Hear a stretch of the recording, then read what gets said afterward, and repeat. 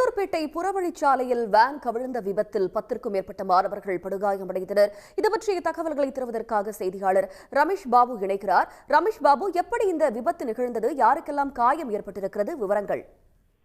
வணக்கம். கடலூர் மாவட்டம் அரசு மாதிரி மேல்நிலை பள்ளியை சேர்ந்த 11ஆம் வகுப்பு மற்றும் 12ஆம் வகுப்பு படிக்கும் மாணவர்கள் 50க்கும் மேற்பட்டோர் இன்று கள்ளக்குறிச்சியில் நடைபெற்ற மண்டல அளவிலான விளையாட்டுப் போட்டியில் கலந்து கொண்டனர். பின்னர் அங்கிருந்து ஒரு பேருந்து, ஒரு வேனில் இந்த மாணவர்கள் திரும்பி மீண்டும் கள்ளக்குறிச்சியிலிருந்து கடலூர் நோக்கி சென்று கொண்டிருந்தனர். அதில் ஒரு வேனில் 15 மாணவர்கள் 11ஆம் வகுப்பு படிக்கும் மற்றும் 12ஆம் வகுப்பு படிக்கும் மாணவர்கள் திரும்ப சென்று கொண்டிருந்தனர். இந்த வேன் உளுந்தூர்பேட்டை புறவழிச்சாலை, அதாவது மூலசமுத்திரம் தக்கா என்ற இடத்தில் சென்று கொண்டிருந்த போது அப்போது அந்த வழியாக சென்ற ஒரு அரசு பேருந்து வேன் மீது மோதியதாக தெரிகிறது.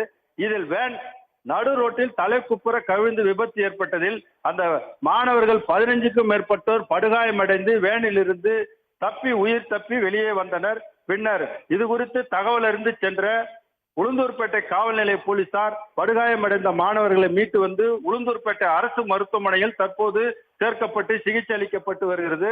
இந்த மாணவர்கள் அனைவரும் கடலூர் அரசு மாதிரி மேல்நிலை பள்ளியை சேர்ந்த மாணவர்கள் என தெரிவிக்கின்றனர். விளையாட்டு போட்டி முடிந்துவிட்டு செல்லும் போது இந்த விபத்து நடைபெற்றதால் சேலம் உளுந்தூர்பேட்டை தேசிய நெடுஞ்சாலையில் கடும் போக்குவரத்து பாதிப்பு ஏற்பட்டுள்ளது.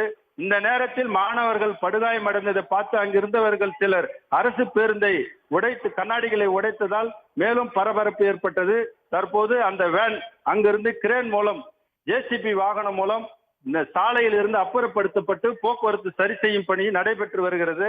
15க்கும் மேற்பட்ட மாணவர்களுக்கு உளுந்தூர்பேட்டை அரசு மருத்துவமனையில் தற்போது சிகிச்சை அளிக்கப்பட்டு வருகிறது. தங்களுடைய விவரங்களுக்கு நன்றி ரமேஷ் பாபு. உடனுக்குடன் செய்திகளை தெரிந்து கொள்ள சன் நியூஸ் பெல் ஐகானை கிளிக் பண்ணுங்க.